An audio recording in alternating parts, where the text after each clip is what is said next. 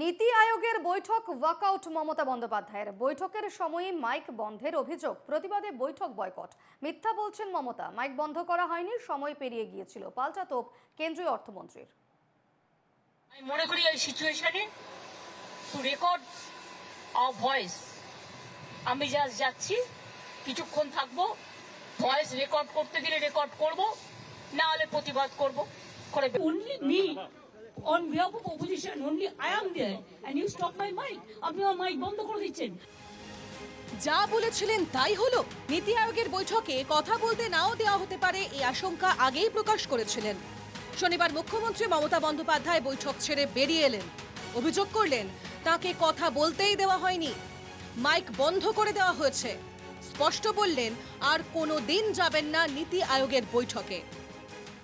দেশের স্বার্থ এবং বাংলার স্বার্থে, রাজ্যগুলোর স্বার্থে আজকে এসছি, একা অপোজিশনের কেউ আসেনি। কিন্তু আপনাদের পরিষ্কারভাবে বলছি, আপনারা বাজেটে আমাদের বঞ্চনা করেছেন, আপনারা বাংলার সমস্ত উন্নয়নের প্রজেক্ট বন্ধ করে দিয়েছেন, আপনারা বিরোধী দলের কোনো রাজ্যকে কোনো সুযোগ দেন না, এবং আপনারা আমাদের 3 বছর ধরে 100 দিনের কাজ বন্ধ, প্রধানমন্ত্রী আবাস যোজনা বন্ধ, রুরাল রোড যোজনা বন্ধ, সমস্ত কিছু বন্ধ করে রেখেছেন। এমনকি ফুড সাবসিডি পর্যন্ত দেননি।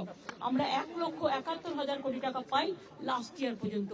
এই বাজেটেও কিছু নেই, শুধু জিরো। এইটুকু বলার সাথে সাথে আমার মাইকটা স্টপ করে দিয়েছে। পাল্টা মমতার অভিযোগ নিয়ে সরব হলেন অর্থমন্ত্রী নির্মলা সীতারামন। বৈঠকের পর সীতারামনের দাবি, মিথ্যা ন্যারেটিভ তৈরি করছেন মমতা।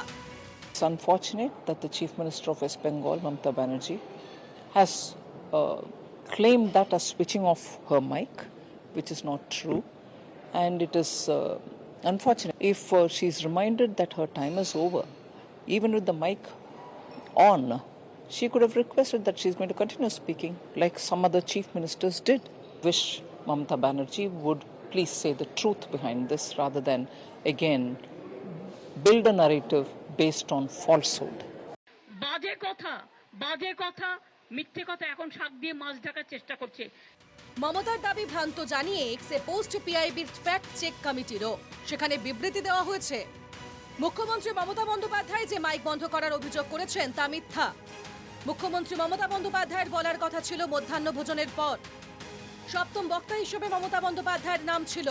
তার ফেরার তাড়া থাকায় তাকে আগে বলবার সুযোগ দেওয়া হয়। শনিবারের বৈঠকে বিরোধী ইন্ডিয়া ব্লকের তরফে একমাত্র প্রতিনিধি ছিলেন মমতা বন্দ্যোপাধ্যায়। বাংলার বঞ্চনা ইস্যুতে তিনি সরব হবেন তা আগেই স্পষ্ট করেছিলেন। তবে তার বৈঠক ওয়াকআউট নিয়ে শুরু রাজনৈতিক তরজাও। কোনো কর্মচারীর এ ধরনের কোনো উদ্ধত্ত নেই বা কোনো প্রতিষ্ঠানে এ ধরনের কোনোদিন কাজকর্ম হয়নি যে কোনো রাজ্যের মুখ্যমন্ত্রী বক্তব্য রাখছেন আর তার মাইকটা বন্ধ করে দেওয়া হবে। এটা সত্যের অপলাপ না অর্ধসত্যের কাছাকাছি। আরো একবার প্রমাণ হলো যে প্ল্যানিং কমিশন তুলে দিয়ে যে নীতি আয়োগ তৈরি করেছে, সেই নীতি আয়োগ কিভাবে ভারতীয় জনতা পার্টির স্বার্থ সিদ্ধি করার জন্য কাজ করে। বঞ্চিত বাংলা, নীতি আয়োগে মুখ্যমন্ত্রীর এজেন্ডা। বিজেপির দাবি, মিথ্যা ন্যারেটিভ তৈরি করেছেন মমতা। তবে ইন্ডিয়া শিবিরে কোথাও জোট অঙ্কেও সরল সমাধান দেখছে না সংশ্লিষ্ট মহল। এই অভিযোগগুলিকে নিয়ে আগামী দিনে বাংলায় আরো বৃহত্তর আন্দোলন, আরো বেশি করে বাঙালির অস্মিতাকে তুলে ধরে তিনি মাঠে নামবেন।